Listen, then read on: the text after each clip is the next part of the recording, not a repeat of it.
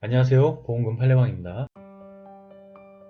자살 시도를 반복하는 중증의 우울증 병력자가 상가 옥상에서 투신한 경우 주요 우울 장애로 자유로운 의사결정을 할 수 없는 상태로 판단되었고, 자살 동기가 없다면 자살 사망보험금은 부책인지 여부에 대하여 서울고법 2022나 2021-260호 토대로 명확히 살펴보도록 하겠습니다.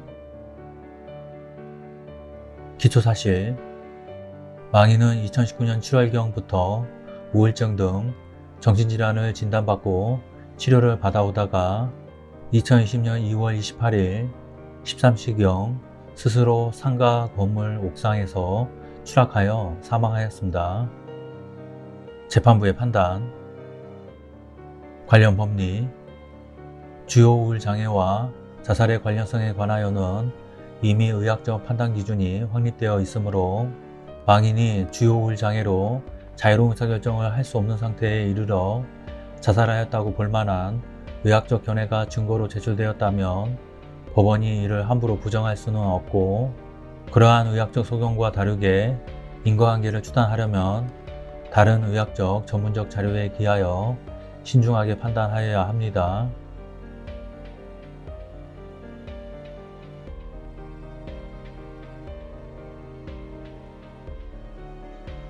판단, 쟁점: 망인의 사망이 심신상실 등으로 자유로운 의사결정을 할 수 없는 상태에서 발생하였는지 여부. 망인은 고도의 우울증, 즉 주요 우울 장애 등의 정신질환으로 인하여 판단력과 자제력이 저하되어 자유로운 의사결정을 할 수 없는 상태에서 이 사건 사고에 이른 것이라고 봄이 타당합니다. 상세한 이유는 다음과 같습니다.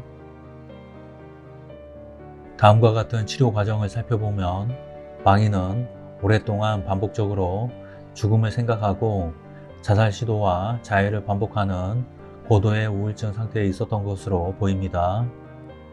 망인이 2019년 7월 23일부터 2019년 10월 31일까지 통원 치료를 받은 F정신건강의학과 의원 주치의는 망인에 대하여 주 증상은 심한 우울, 신경 및 사고 과민, 자살 시도 및 자해, 스트레스성 폭식증 등이었으며 단기 기간 중 약물 치료에 부분적으로 반응을 보이는 상태였으나 증상 변화가 심한 상태였음, 자율신경 기능은 다소 안정되었으나 불안정 정동과 신경 및 사고 과민 상태는 지속되었던 것으로 판단된다는 내용의 소견서를 작성하였습니다.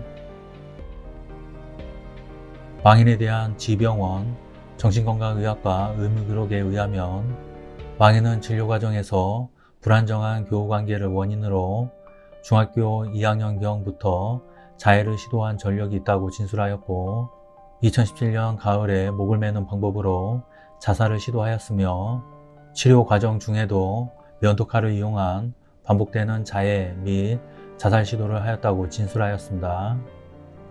이후에도 망인은 지속적인 정서적 우울감과 자살 사고가 관찰되었습니다. 2019년 11월 11일자 지병원의 초진 기록을 기준으로 망인에게 나타난 정신과적 증상 중 중등도 이상의 증상은 우울감, 자해, 자책감, 목맴 등의 자살 시도, 과식 등이 있었습니다.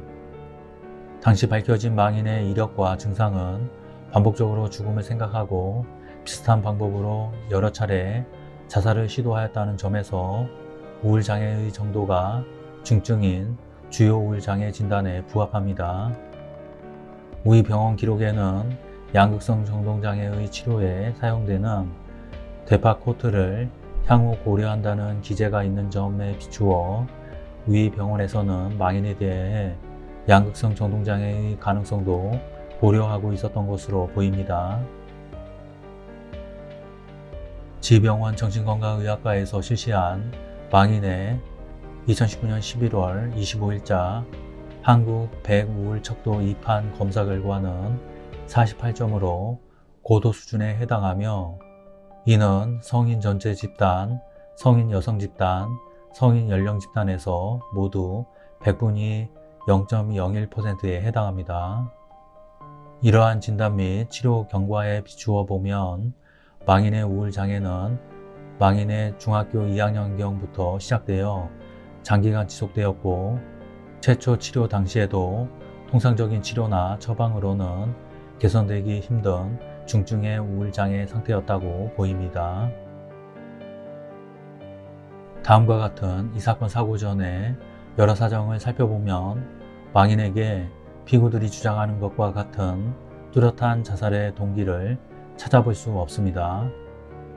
망인의 사망일로부터 가장 가까운 2020년 2월 4일자 지병원 내원 기록에 의하면 망인은 도서관에서 사서로 취직하였고 전보다 조금은 나은 편이다는 기재 내용이 확인됩니다.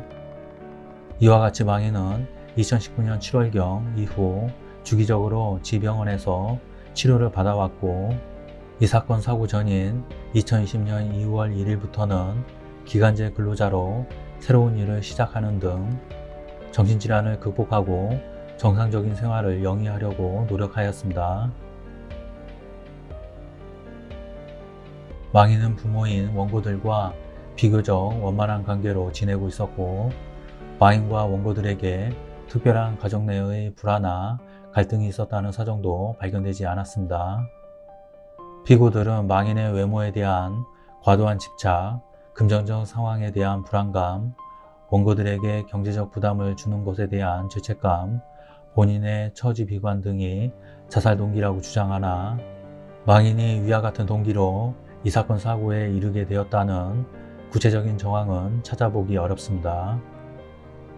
피고들의 주장과 같은 불안감이나 죄책감, 처지 비관 등은 고도의 우울증 환자에게 일반적으로 나타나는 우울병 에피소드에 해당한다고 보일 뿐입니다.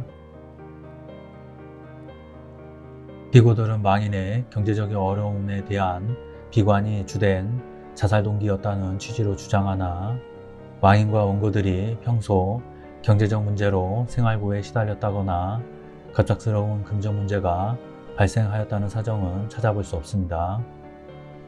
무엇보다 망인은 이 사건 사고 당시 기간제 근로자로 근무하고 있어 경제적 어려움을 기관하였다고 보이지도 않습니다. 망인의 이 사건 사고는 상가주택 5층 옥상에 올라가 투신하는 방법이었습니다. 이는 망인의 이전 자살 시도 방법인 줄로 목을 매거나 과위 및 칼로 자신의 신체에 자해를 하는 것보다는 상대적으로 돌발적이고 충동적인 것으로 보입니다. 이 외에 망인이 우울증과는 무관하게 자신의 판단력과 분별력에 따라 이 사건 사고를 미리 준비하고 계획하였다고 볼 만한 정황은 찾아볼 수가 없습니다.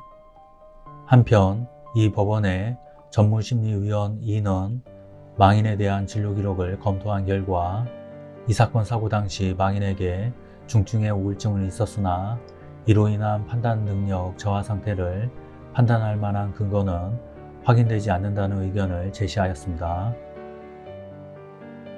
그러나 이는 이 사건 사고 당시 망인이 자유로운 의사결정을 할 수 없는 상태가 아니었다는 단전적인 의학적 소견이 아니라 단지 망인의 진료 기록만으로는 이 사건 사고 당시 우울증으로 인하여 망인의 판단 능력이 저하된 상태이었는지 여부를 확인할 직접적인 증거나 정황을 확인할 수 없다는 취지로 보일 뿐입니다. 결론적으로 보험회사는 보험 수익자에게 상해사망보험금을 지급할 의무가 있습니다. 마치겠습니다. 긴 시간 시청해 주신 점 고맙습니다.